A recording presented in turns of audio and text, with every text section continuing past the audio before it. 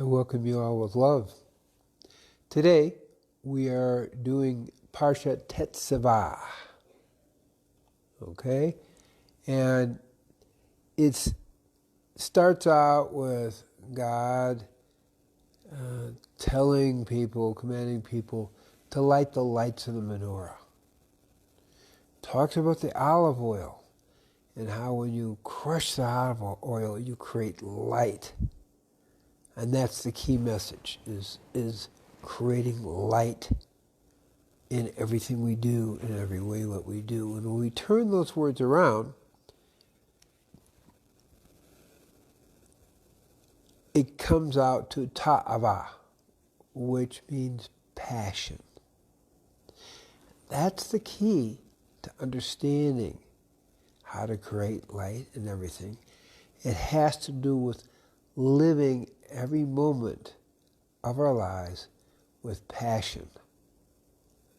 That's a pretty exciting thing. Now, passion you can talk about as out of control emotions, but that's not what we're talking about. We are talking about living every moment of your life in a way that creates more light. Living every action, performing every action in a way that creates more life. So we start with the lighting of the menorah, and the menorah is the seven aspects coming out of this pure gold, which has to do with all kind of aspects of human life, and it bringing it back to oneness. Then we move from that to creating light in everything we do, but with passion. See, passion is the key. And what's happening in today's world, with all the contractions that are being put on everybody, it's hard to live your life with passion. It's a challenge. Because passion, in a little bit deeper way, is experiencing the ecstatic light of God in all creation. Wow. I'll say it again. Passion, living your life with passion, is experiencing the ecstatic life and joy of God in all of creation, in all that we do. That's powerful, okay? And part of this, from a kind of more biblical point of view, is that the scholars and the rabbis said that God had a passion to go from the infinite into the finite, into the physical plane. God had a passion not only to create the world, okay, but to embody the divine energy in the world, filling the world with light. And us humans have another way of looking at it, which is there is the light of the divine in the world. Can we live in a way that reveals that light in the world? The Baal Shem Tov called it Yehudim. Seeing the light in all creation, every object, every person, and helping to release that light.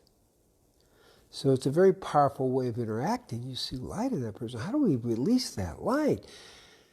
We're not going to suppress it. We're not going to move it aside. We want to help that person release that light, to know they are the light of God. So that's the essence of Tetzaveh.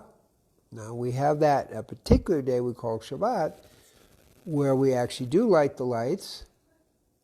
And what happens in the lighting of the lights is we're again playing out the act of lighting the light of humanity in all creation, and also experiencing the light of the divine in all creation.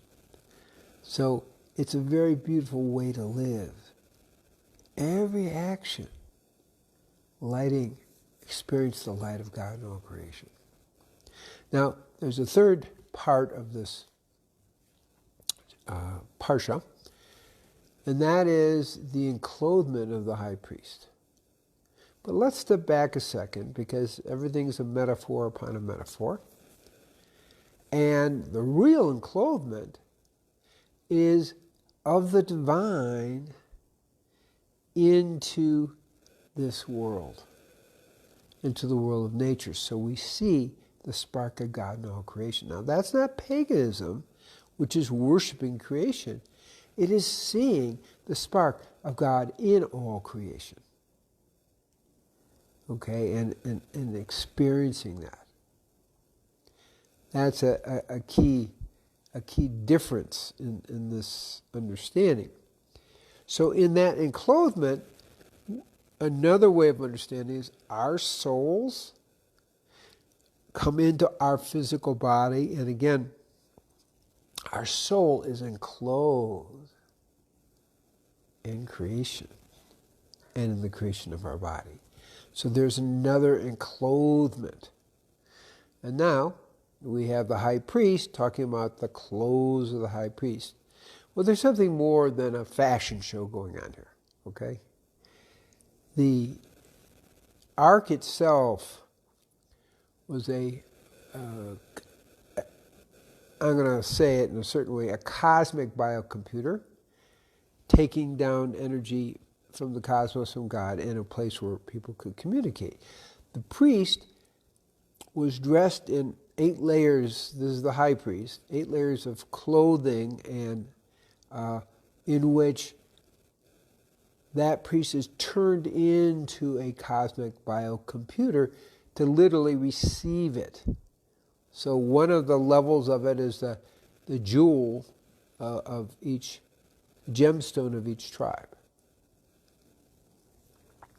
And then on the top there's two other stones that have 6 tribes each, in a sense carrying that energy of all humanity on their shoulders. And that's us.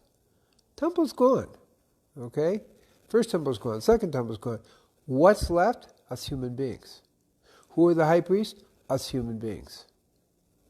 And so, in a very real way, it's all been transferred to us as the high priest, carrying all of humanity on our shoulders to uplift all of humanity.